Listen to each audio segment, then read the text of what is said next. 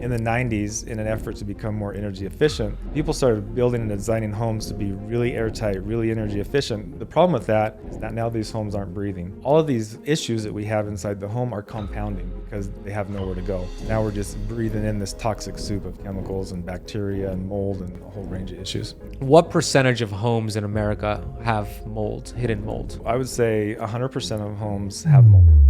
100% of houses have mold. 100%. Jeez. It's not actually the mold itself that's underneath the sink that's making you sick. It's the toxins coming off of them. And that's unfortunately invisible. You can't really see it or sense it, but it can get in the clothing, it can get in our carpet, it can get in the bed. So you might have fixed the mold problem, but you didn't take care of the biotoxins. And I had a couple call me up and I could tell that they were not getting along. They were fighting. When we did a full walk through their house, found that their crawl space was infested with mold. So we got them to move out, do the full remediation, fix it. I got an email from about 6 months later that said, hey, we want to jump on a call and talk. I could tell everything was completely different with them. They were sitting next together, they were happy, and they told me, like, you saved our marriage. It was that specific strain of mold that was just making them super irritable. So it kind of opened my eyes, like, wow, this problem is so much bigger than what we realized. It's not just about feeling well, it's about mental health. Why do we have this problem with homes making us sick? Like, how are they building homes these days that are making us so sick?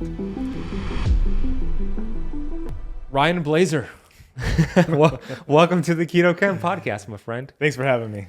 So this is going to be a very interesting episode because I want to share the backstory real quick, right? Ryan, first of all, is a world leader in environmental toxins and testing your home. Your company is called Test My Home. And I met you through Dr. Pompa.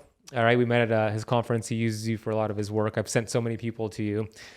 And this week, my fiance, Natasha, started to get a sinus infection and it wouldn't go away. She even did acupuncture. I have her take different supplements. And I know one of the symptoms to mold is a sinus infection. So that got me curious. But even prior to that, I just moved into this townhouse 3 months ago. And I just have not been feeling that great. Like, I do all these things for my health, and I should feel like incredible. But I can't say I feel incredible. There are like spurts of energy and then spurts of fatigue. And I noticed like there's a weird smell coming from my washing machine. The clothes smell a little funky, and just the whole unit smells a little funky. So I'm like, there has to be something going on with my environment. There has to be mold. So I sent you an email this morning. Hey, Ryan, my fiance is dealing with this. I think I may have mold. I'd love to, potentially get you here and record a podcast. And you don't live here. You live in Idaho. Right. Right. And what did you reply back with? I said, well, I happen to be an hour from your house and I might have some time to stop by this afternoon.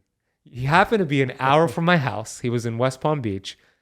The same day I emailed him, and you made it happen. You drove here today. This all happened today. Yep. So Ryan gets here and he pulls out all his tools and gadgets. He had a big suitcase of different gadgets. And the first thing, maybe you could lead the way. What were the first things that we did?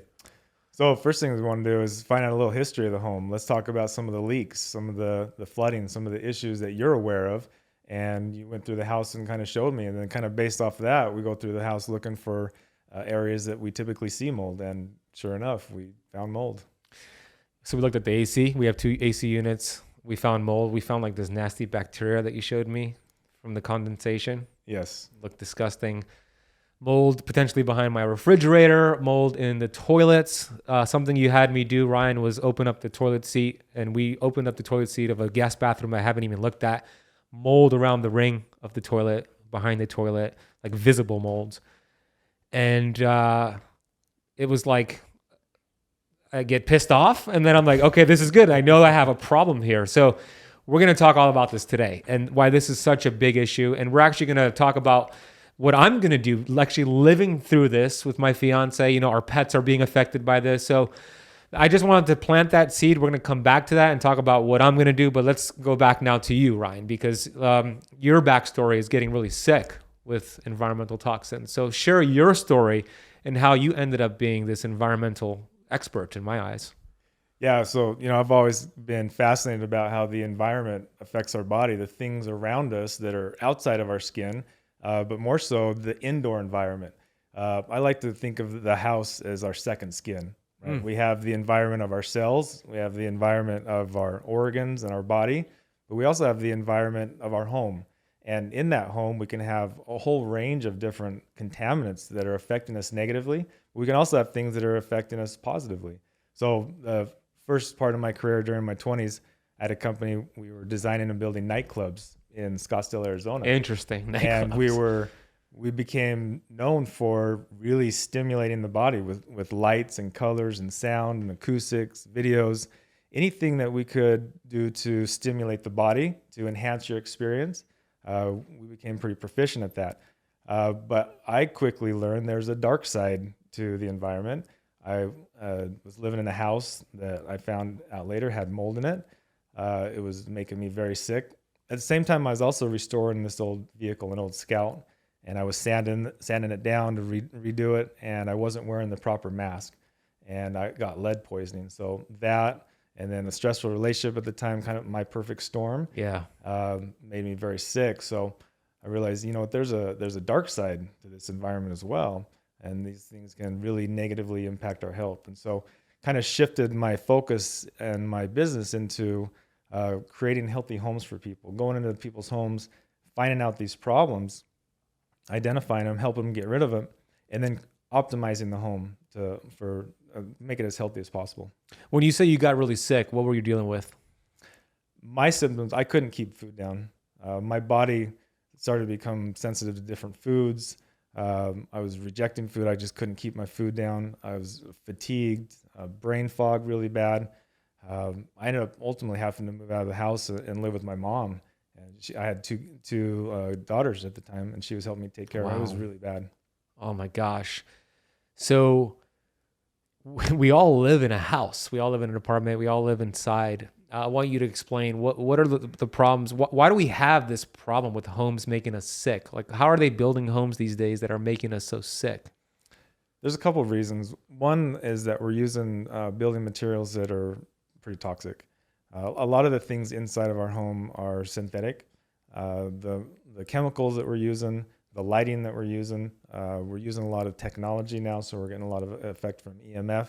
But more so is that they're really enclosed, they're really airtight. So in the 90s, in an effort to become more energy efficient, people started building and designing homes to be really airtight, really energy efficient. The problem with that is that now these homes aren't breathing. So all of these issues that we have inside the home are compounding because they have nowhere to go.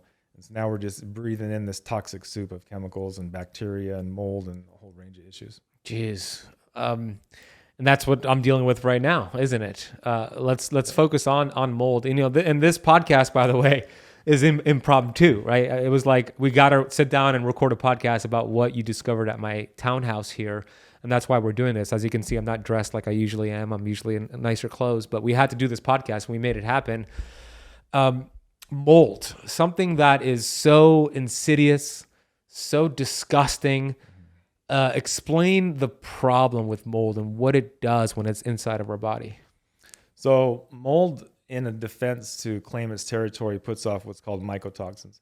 And mycotoxins are a true poison. In fact, some of the weapons of mass destruction, they take some of the chemical off of the mycotoxin and they resynthesize it and make an actual poison out of it. Really? It's very, very dangerous. In fact, black mold, which a lot of people are familiar with, can actually kill people. So it's very, very dangerous. And so if we have any of that in the home, we want to make sure that we get rid of that. Yeah, it's like a poison to the mitochondria, a poison to our cells. It's just not going to allow you to function properly. Well, I know there's not probably a study on this, but estimation, what percentage of homes in America have mold, hidden mold? So I would say 100% of homes have mold. Now, how many homes have a mold problem? That depends on the person. So some people that have a good immune system, that they detox very well, they can tolerate a certain amount of mold.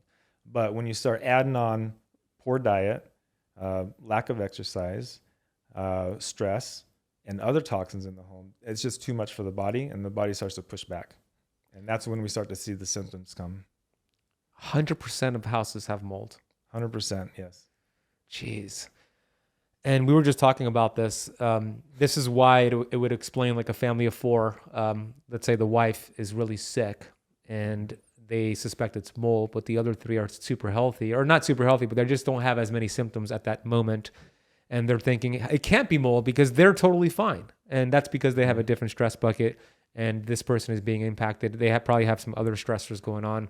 So with mold, what are the most common symptoms to pay attention to? There's two types of symptoms that we want to look at. One is going to be more of the allergic type response, and that's going to come from the mold parts and the mold spores themselves. And so with that, we're going to see like rashes, we're going to see stuffy nose, we're going to see watery eyes, we're going to see sinus infection. Yeah. We're going to see things that we would see more with like allergic type responses. But the mycotoxin end of it is going to be more the neurological effects. So that's going to be the brain fog, the headaches. You can get sick off of it.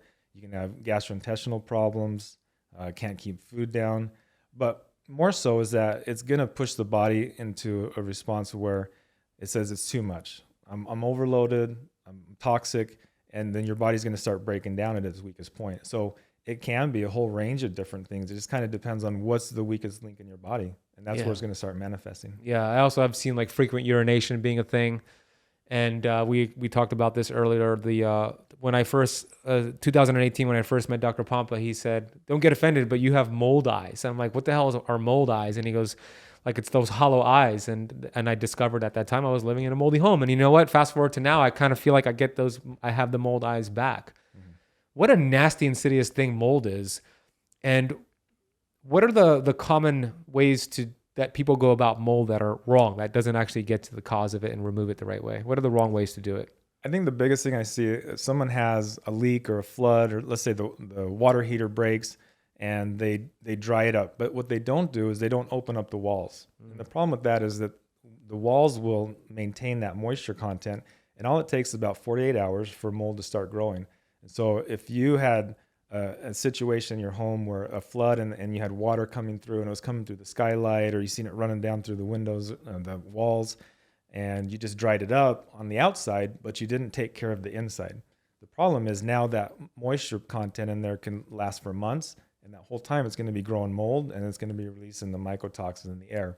Now, let's say you do figure that out and you clean that area up where the mold is, but you don't address the biotoxins that have been released into the home this whole time. So just think about it like if you had someone smoking in your house. All right, well, let's get rid of the smoker. Well, what about all the smoke that's in the rest of the house? So you got to do a really good, thorough, deep clean after you fix the mold problem, because it's not actually the mold itself that's underneath the sink that's making you sick. It's the toxins coming off of the mold. That's what's actually making you sick. And that's unfortunately invisible. You can't really see it or sense it, but it can get in the clothing. It can get in our carpet. It can get in the bed. And then, so you might have fixed the mold problem, but you didn't take care of the biotoxins. Oh my gosh. And you said after a water leak, if it's not taken care of properly the right way, after 48 hours, there's going to be mold growing, is what you said. Yep, that's when we can start seeing mold growth. And you can't see it all the time, right? So it's not something that's visible. In my case, it was visible. You actually showed me where it was, but that's not always the case, correct? Right. When we still had to look a little bit for it. We did, yeah. Yep. In your washing machine, for example, we peeled back that rubber because you seal you knew where to look, and that's exactly what you do. That's why I brought you here, right? That's what Ryan does. He knows exactly where to look. The washing machine was loaded with it.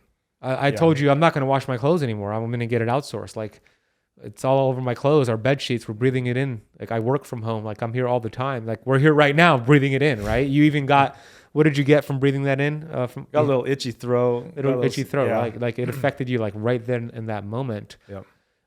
So in my situation here, what are my solutions? Like, I know you already told me, but like we know I have a whole bunch of mold. It's grown different parts. And I want you to just coach me so the audience could get an idea of what the process is. Well, in your case, the first thing we need to do is open up some of these wall cavities where we have visible signs of water damage, and we need to figure out where the leak is coming from. So step one is we need to stop the source of the water, because mold, just like us, it needs food source and it needs water. So the food source can be any organic material. And in your case, the paper on the back of the drywall, mold loves that. It's like cheesecake for mold. So we have the food source, which is an organic substance, and then we have water. So we need to at least eliminate one of those. So eliminating water is usually the way to go. So we need to fix the source of the leak. Then we need to get rid of all the moldy material, make sure all of that's gone. And then we need to do a really thorough deep clean on your house. My gosh. And it's tricky because I'm renting, right? I don't own. So when I texted Dr. Pompa and told him about the mold, he said, yeah, you got to move, right? You got to move. And that's a tough thing. And I'm open to it. My fiance is not as open to it. But, I would do anything possible to be healthy. And I do so many things right. I've done heavy metals detox. I'm staying away from bad fats. I focus on sleep. I strength train. I drink clean water. And this is something that is impacting me, right? So I can't even imagine, Ryan, and you share like people that don't do all the things that I do and how it's destroying their health, right? Mm-hmm. Oh yeah. Yeah, the environmental, unfortunately, is one of the things that people look at last. And it's actually one of the biggest levers you can pull for your overall health. Oh my gosh. Give me some more stats on mold. Just some more like stories. Like I know you've seen so many stories, but like let's stay on the mold topic. What are some things you've seen with mold? Some crazy stories. I think one of the biggest impact I had a couple call me up, and I could tell that they were not getting along. They were fighting, and it was a Zoom call. They were across the country, and they were sitting on both ends of it. And we did a full walk through their house on Zoom. We found that their crawl space was infested with mold, and so we got them to move out, do the full remediation, fix it. I got an email from them about 6 months later, and they said, "Hey, we want to jump on a call and talk." And I could tell everything was completely different with them. They were sitting next together, they were happy, and they told me, like, "You saved our marriage. Like, we were about to get a divorce. Just couldn't get along with each other, and now like everything as far as a relationship was a lot better." And come to find out, they had bought the house out of a divorce, and when that person moved out of the house, they found out later that that person got back with They got back together? Got back together. Oh, that's cool. And it was that specific strain of mold that was just making them super irritable. And so just something simple as not getting along with your partner and maybe it's not your partner, maybe it's mold, So it kind of opened my eyes like, wow, this problem is so much bigger than what we realize. It's not just about feeling well. It's about your mental health. Oh yeah. So your work is cutting the divorce rate in half, essentially, or even more. No, it makes sense because it affects it affects your cells, it affects your brain cells, it affects your emotions when you're not healthy, especially with something like mold that's very toxic. Mm-hmm. Hey, I want to just interrupt the video you're watching real quick to share something with you. As somebody who's been in the keto space for 14 years, I've taken thousands and thousands of people through a keto protocol. I've seen the number one problem and struggle people have on keto being this electrolyte dumping process. Allow me to explain real quick. When you lower your carbohydrates and lower insulin, you're going to release excess water weight, which is terrific because you're going to look lighter, less puffy, and feel lighter. The problem is this: the kidneys also release excess electrolytes, and you go through this sort of diuresis process leading to symptoms on keto. And what is the solution?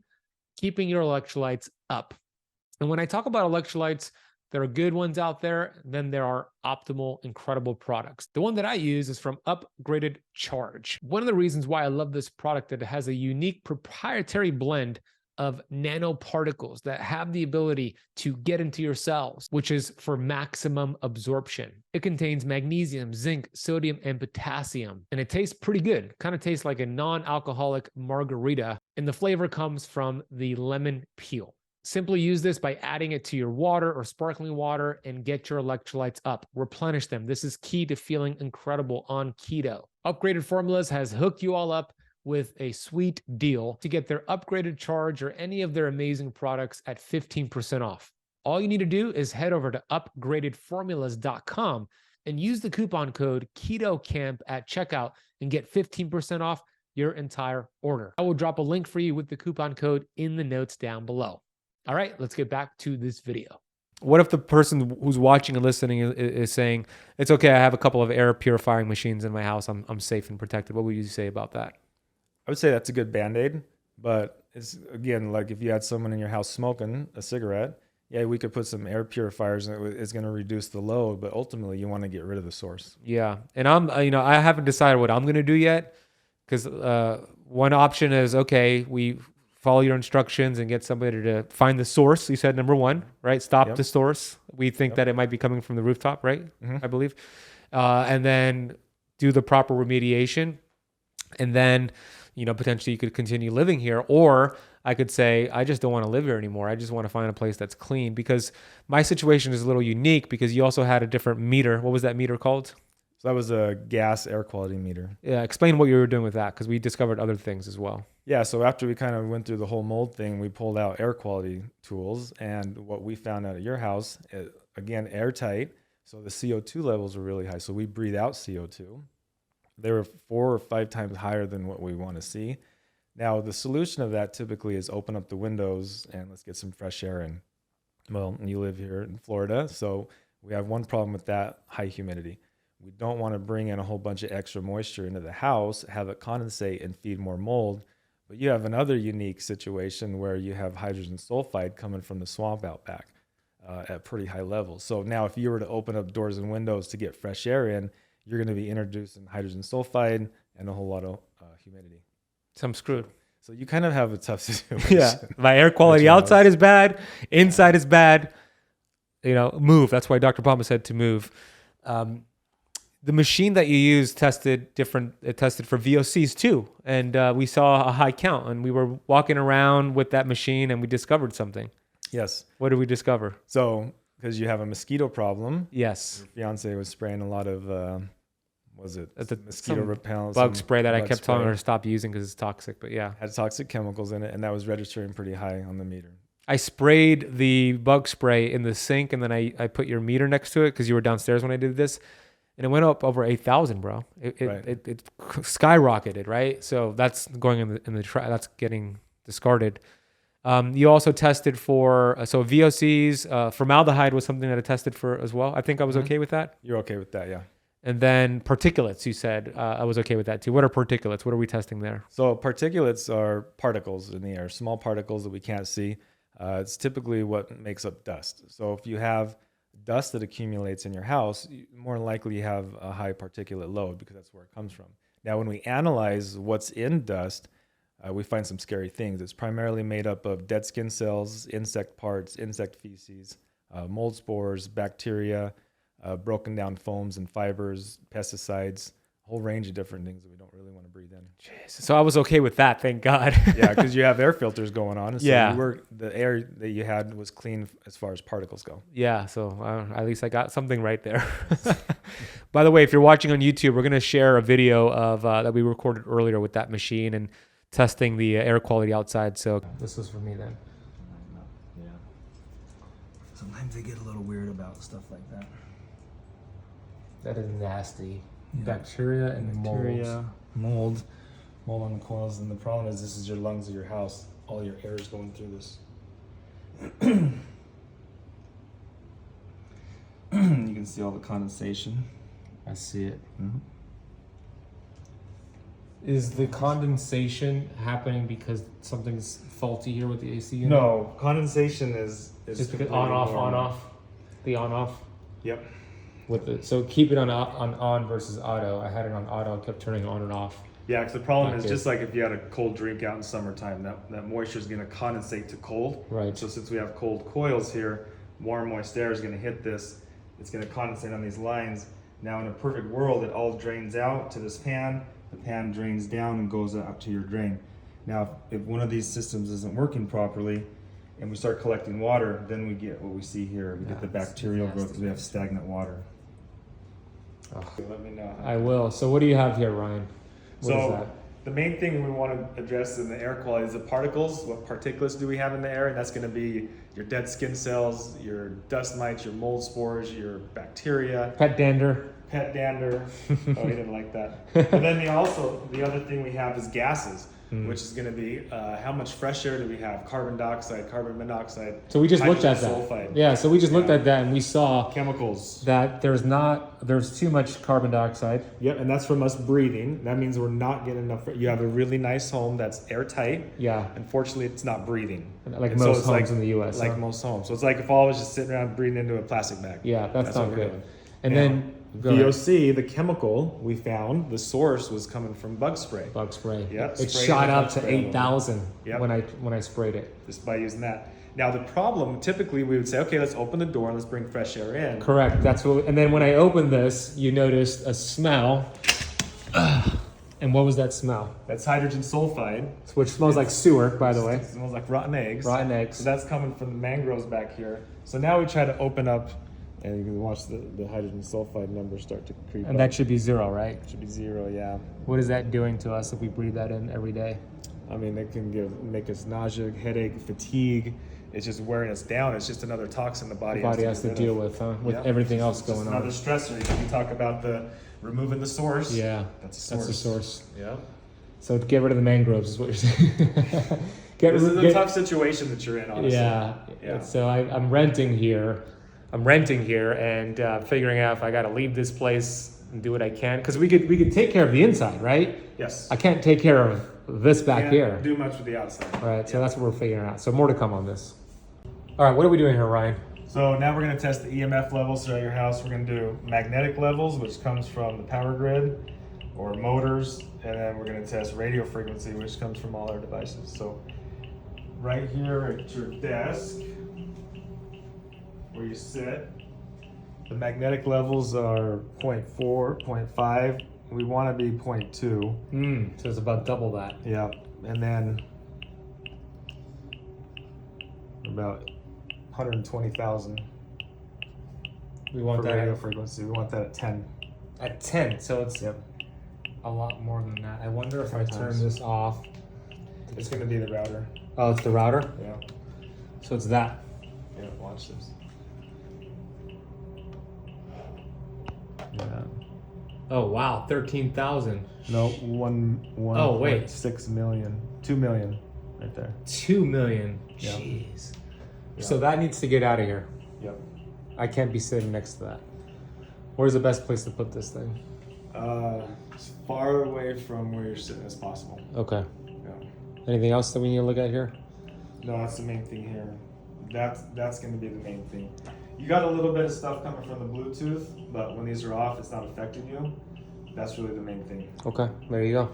Yeah. Can remove that. It's Ethernet in, so I have to figure out just a long cord to get it in here, but I will do that. Okay, as you can see, like the first thing you noticed was that you actually opened up the back door and you said, "Whoa!" Like it smells like eggs, right? Like sewer. And then you got your meter, and then you verified that the quality of what was it called? Hydrogen sulfide. Hydrogen sulfide was high. So I'm in a unique situation where we could take care of my house, can't really do anything about the environment outside. And something else, so I don't know, if you're watching on YouTube, comment down below. Should I move or should I stay here and figure it out? Let me know what you think I should do. But the thing that I learned from you with what I was doing wrong, and I want my audience to learn from what I did wrong, was my AC units. I had it on auto, where it was turning on, turning off. Why is that a bad idea? So when the AC unit turns off, it's nice and cold in there and we get condensation. And so when we actually opened up your unit, we saw water actually dripping down from the different, the coils and the tubes in there. What happens is now we have water that's feeding the mold. So, and also in your case, the filters weren't sealed up properly. So we were getting air that was going around the filters. And since you have mold spores in your house, those mold spores land on the coil. We have water. We have a nice damp place, and we're going to get mold growth. So, and we have mold growing on your coils as well. Fun. Yeah. Thanks, Ryan. And then the other thing that we looked at was, well, actually, you told me you got to leave the AC on versus auto, so that way it continuously has the fan, so we don't have that issue. So that's a tip. So it'll dry it out. Yeah. So we don't have that moisture kind of lingering. So for my audience, like if you're using auto, switch to on, and don't make the mistake I made. Now, the question they're going to think: will my electric bill shoot up if I do that? Not a whole lot. No, just a little bit. Nothing that'll make a big difference. Yeah. And another benefit to that too is that we're going to be filtering the air more too. So make sure you have a good high quality filter in there. So you had like a MERV 8 or 7 in there. We can go all the way up to like a MERV 13 filter, which is going to pull more particles out of the air. There you go. So the MERV quality, that's the air filter. Mine was a 7 or 8. Ryan said 13 is ideal for that. We haven't even touched upon the EMF. We haven't even tested it yet. We're going to do that next. So what are some things going on with EMFs in the household making us sick?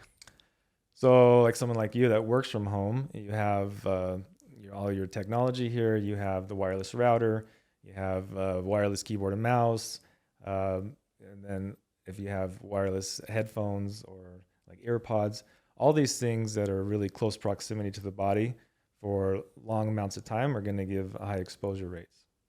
And you have a story about Share the story with the refrigerator and the person who was having a whole bunch of health issues. Share that story. Yeah, so we had a client that called us up, and very, very healthy family, and they just moved into this brand new home, and the daughter was having some very strange neurological issues, and the whole family was just getting sick in general. But they called us out, and we found that that their air filter coming from the outside was the wrong size, and it had a gap in it. So every time they had a storm in Arizona, they got those dust storms that come through. They get really sick from that. But the daughter with the neurological issues, we found that her bed was right on the other side of the wall from where the refrigerator was. So the refrigerator has a pretty big motor, a compressor in the back, is what cools down the coolant. Every time that thing would kick on during the night, it would wake her up. She was wet in the bed. She was having night terrors, waking up dizzy. In fact, the next day after the assessment, they had her lined up to go do some neurological testing on her brain because they just couldn't figure out what it was. Well, when we saw we had the high EMF levels, it was actually magnetic fields. We simply moved the bed to the other side of the wall, and her symptoms haven't came back yet. That's incredible, dude. How many people are dealing with unexplainable symptoms? And it could be something as, I say simple, but it's not simple because you actually have to know what you're doing, and that's what Ryan does. Testmyhome.com is his website. You obviously fly out to homes and do this, but you also could do it virtually, correct? Yeah, and we also have a kit that we put together that we can ship you out, arrangement cool. of different meters and tools, and then I have like a 40 video training series, nice and easy, step-by-step, how to walk you through how to test yourself. So, because I want people to know how to test their homes themselves, because this isn't just a one-and-done type deal. This is the rest of your life. You need to make sure that your home that you're living in is healthy, and so we provide the tools for you so that you can have these tools and the knowledge so that you can make sure that your home is healthy moving forward. Where's the best place to go learn more about that and your work? Is it just testmyhome.com or somewhere else? So we have a specific page for that, testmyhome.info. Testmyhome.info. We'll put that down below. But you're right, Ryan, because we spend the majority of our time at home, especially if you work from home. And so many more people are working from home with, the COVID and all that. And if your home is making you sick, like it is for me, this is probably the most important thing that is not spoken about. Like you're a pioneer for this, but you could eat all the healthy food you want and stay away from the bad fats that we speak about and do your intermittent fasting, which is all great. But if you are breathing in, day out, every single minute, toxic chemicals, you can't get well. Mm-hmm. Yeah. Share more about that, why it's so important. And it shouldn't be a pioneer type thing. It should be common knowledge. This is stuff that people should learn in high school, how to interact with your home. Everybody is going to live in a home. You're going to live in a building. We spend 90% of our lives inside of a closed space. So it's really important that we should know how to interact with that indoor environment. So important. Yeah. You mentioned AirPods. Yeah. Let's talk about AirPods. This is going to be really alarming to a lot of people who use AirPods or any wireless AirPods or earbuds. I remember a few years ago, I used to wear AirPods all the time. They're so easy, right? They look cool. You got the Apple AirPods, and I would wear them at the gym. I would clean my house with them, and it'd be so easy. And then I came across some of the research Dr. Pampa shared with me about what it's doing, and I immediately stopped, and I put back the wired headphones. But you've tested AirPods. I want you to explain what the safe limit is on that machine, what you're testing for, and what AirPods register. So we want to be at 10 microwatts per meter squared or less. That's kind of the safe range where group of building biologists, and there's a website, bioinitiative.org, group of scientists, where they say below this level, we're pretty sure that it's safe for you. You're not going to have any long-term effects from that. That's at 10. Now, when we measured the AirPods, we're at 900,000. Now, keep in mind at 2 million range is when we can start and measure thermal rise of heat in the body, which literally means you're cooking from the inside out. So at 2.4 gigahertz, which is the same frequency of AirPods, that's the same frequency that your microwave uses to cook food. And the reason that they use 2.4 gigahertz is because it's the most biologically active.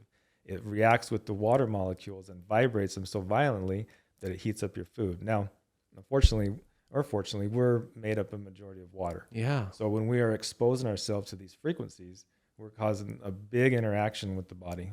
Oh my gosh. So 10, you said, is considered the upper limit for safety. 10 is what we like to see at less than 10. So 10 or less. What was it measuring again? 900,000. No. What units? Microwatts. So 10 microwatts or less is ideal. Yes. when you measure the Apple AirPods, it was 900,000 microwatts. Correct. And at 2 million is when you begin to essentially cook Right. something. Yeah. And that's right there. That's not too far from Pretty 2 million. close. Yeah. And if you think about it, Ryan, I see it all the time. And sometimes I want to say something, sometimes I don't. But UPS drivers, FedEx drivers, people who wear them all day long, what are they doing to themselves? So they're cooking their brain cells, aren't they? They are. And a lot of it has to do with the proximity. Like you're literally inches from your brain. And it's at high levels. I've had, here's something interesting. I've interviewed a lot of people, right? 600 plus episodes. So on Zoom or a virtual podcast where I'll interview like somebody who's really smart, like a longevity expert, a scientist. And I get ready for them to hop on the virtual podcast and they have the AirPods in. And I'm like, damn, this is a longevity scientist who's wearing AirPods. It doesn't make any sense to me. And I'm like, should I say, if I know the person, I'll say something because I care about them. If I don't, I'm respectful, but it's perplexing, isn't it? It is. And they're missing a big piece of their overall health when they're missing out on the EMF. Because you said the proximity and then the duration of it, if you're wearing it all day long. So the solution would be go back to wired. Wired is safe. You've tested those? Right. And with the testing and the things that I've seen and the improvements with people, I would rather have my kids smoke cigarettes than use AirPods. I really would. When I see kids walking around with AirPods, they might as well have a crack pipe in their mouth. Honestly, that's how I look at it. Wow. Like it's that dangerous. How do you handle it when let's say it's like a family, a friend of your family that comes over and their parents come over with their kid and their kid is wearing AirPods. Like how would you talk to their parents about that? I've learned doing what I do to not offer up information unless people ask anymore, because then I'm the weird one. You know? Yeah. I don't want to be the weird guy anymore. But no, like if I care about them for sure, I'll try to say something. I'll say, there's better options for that. And that's going to have some long-term damage. Yeah, it's sad to see. I mean, I see pregnant women wearing it. I see, of course, the UPS drivers and FedEx drivers. So wired is the way to go. That's your I know it's not as convenient. I get it, but I'm wearing my wired headphones. I just use the old Apple wired ones, right? Those are safe. And it's not just AirPods. It's all of those Bluetooth connected earbuds, isn't it? Yeah, it's a lot of the things that make our lives more convenient, but unfortunately the convenience comes at a price, and that price is our health. So with the EMFs in the home, we haven't tested mine yet. We will test soon. After this podcast, we were doing it before it got dark, but it's getting dark already. What are some tips for us to kind of, not necessarily EMF proof, but to mitigate the damage it's doing in our home? I would say if you have electronics around you and you're not using them, turn them off. For example, at night when you don't need Wi-Fi, turn it off. Turn electronics off, and then distance yourself. Those are the two biggest things. So instead of having my phone in my pocket, I'll have it over here on the counter, or I'll have it on my desk at arm's reach, so it's not really close to me, because it's that proximity that really makes a difference. I heard that, and I don't know if there's any truth to this, but the distance that your phone should be away from you is about 6 feet. Is that true, or is there not really anything concrete? It dies off to the power of pi because it's a sphere, and so the further away you can get it, exponentially it drops off. Okay, so the further the better. So this obviously is better than here. And anytime my phone is in my pocket, it's on airplane mode. Like I never had, and whenever I pick up the phone, I don't really talk on the phone, but it's on speakerphone, right? It's never to my head. That happens a lot too. There's a doctor, Dr. Erin Keneally, who's a cancer doctor and cancer researcher.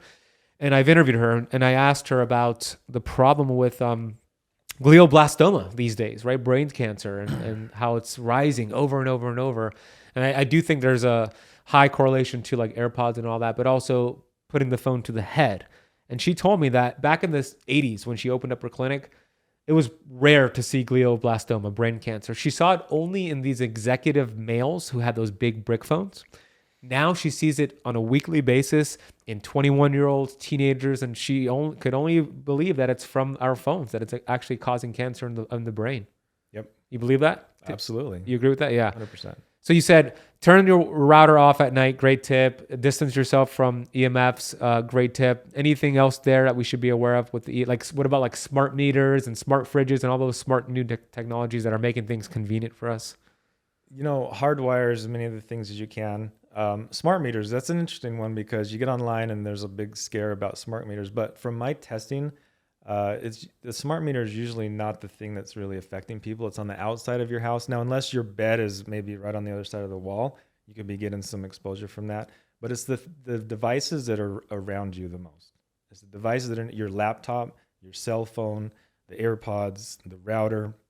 These are the things that are going to affect you the most. Yeah. So if you're in the habit of like charging your cell phone right next to your head at home when you're sleeping, don't do that. I charge mine downstairs when I'm sleeping upstairs. Now I have a different problem to deal with at my house, but at least I'm taking care of that until we test my EMF soon. Any other things we should be aware of in terms of what the house is doing to potentially make us sick that we missed?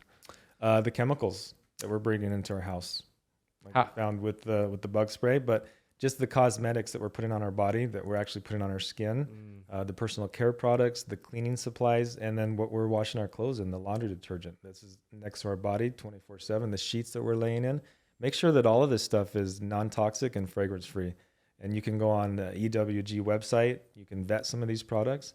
But my rule of thumb is if you don't know what's in if you read the ingredient labels and you don't know what that product is, or it doesn't make sense to you, and there's a bunch of weird numbers and stuff, probably best not to use it. Stick with the natural stuff. That's good advice. And on your website, testmyhome.com, you have different products that you use and recommend and endorse. And I told you before, I'm just going to buy everything Ryan has because I know he's done the homework and researched it. So just buy what he has on his website in terms of products.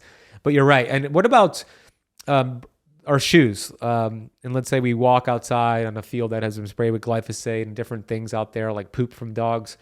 Are we tracking in some bad stuff into our homes if we wear our shoes in our house? Yeah, that's a really bad American habit that we have that a lot of the rest of the world doesn't subscribe to, is wearing shoes inside the house. Like you mentioned, we walk through so many nasty things. You can fill up your car with gas and look on the ground. There's oil and spit and all kinds of nasty stuff. And you go into the bathroom, all that stuff's getting on your shoes. And then you walk inside your house, especially if you have little ones at home that are crawling around on the floor.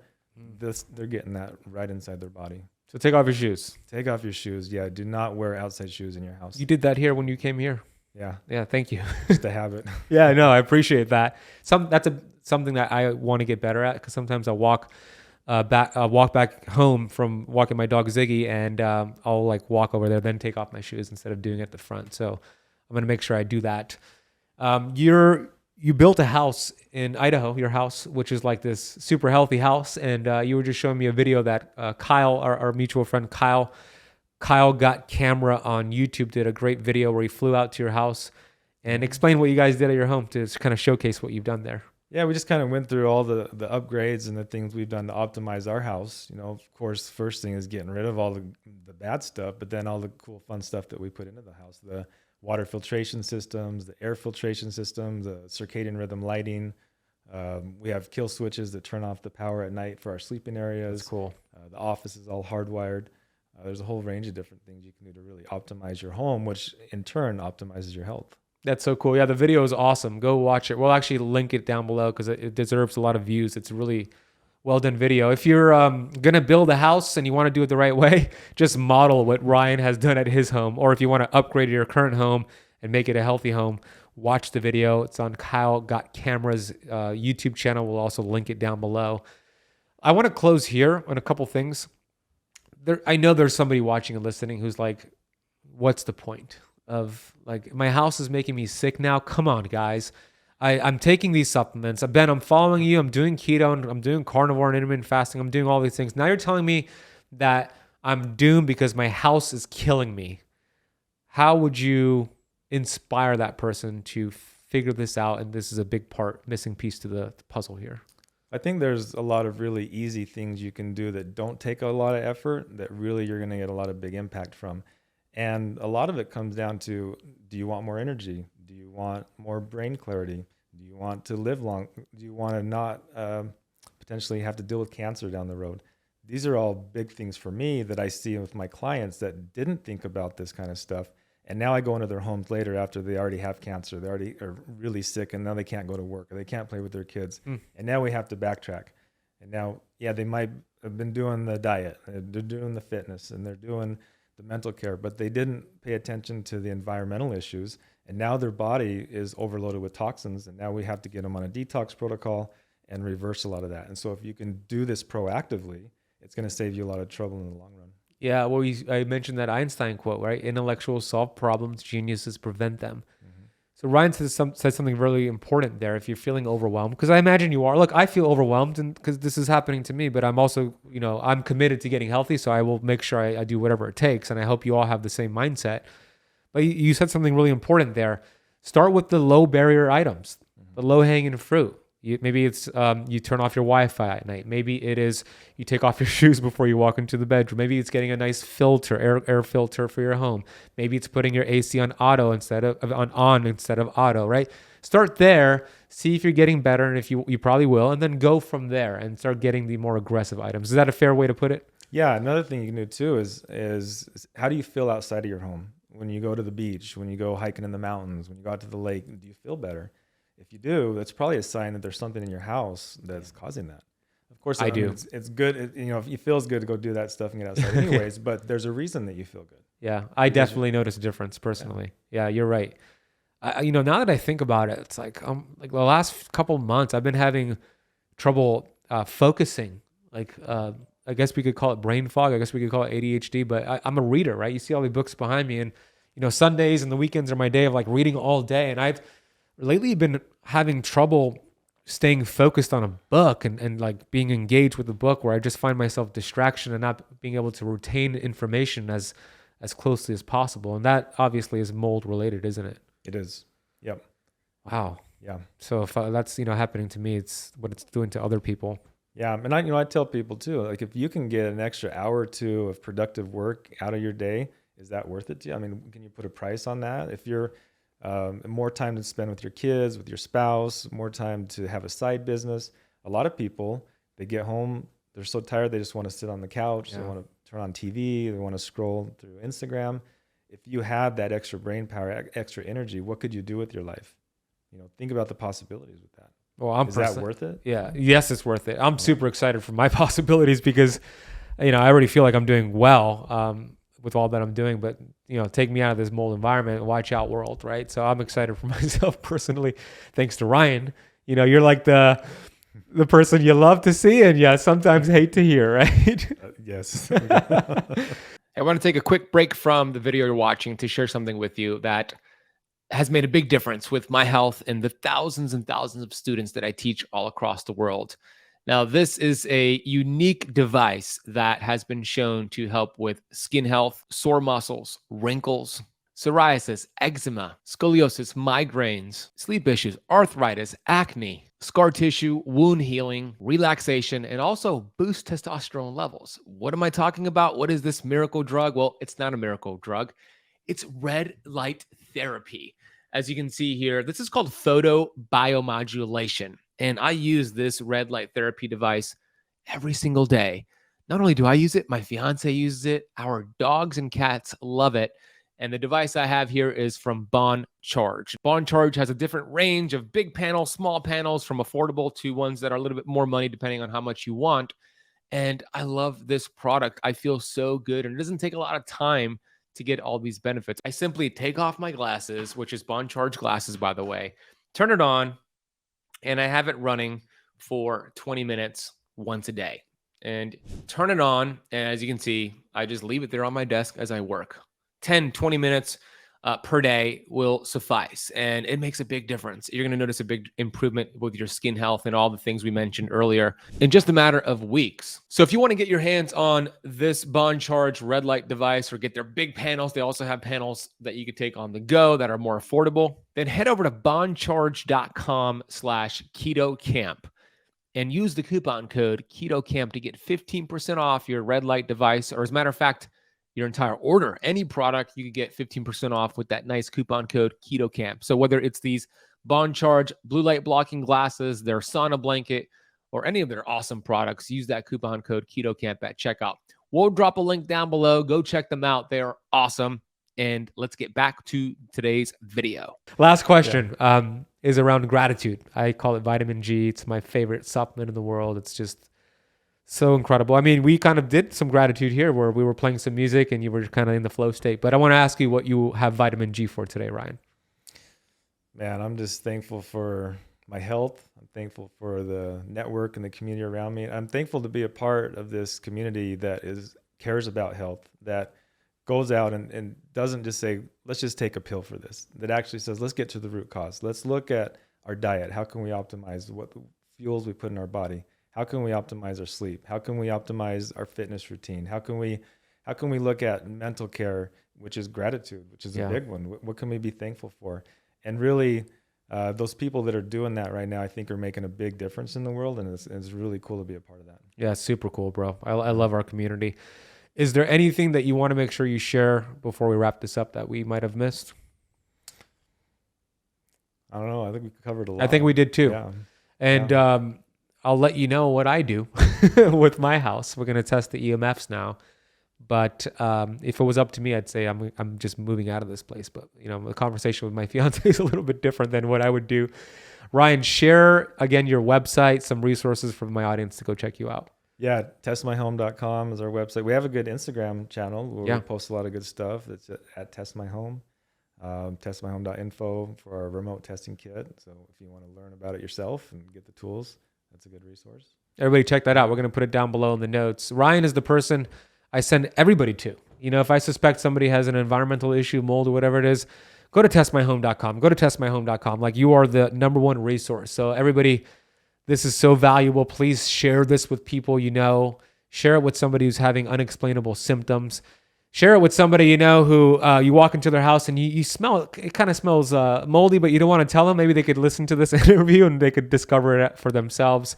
But share the message, and I'll let you know. I'll keep you posted on what I do with my home. But Ryan, thank you so much for making this happen, bro. I appreciate it. Yeah, thanks for having me. Appreciate it. Awesome.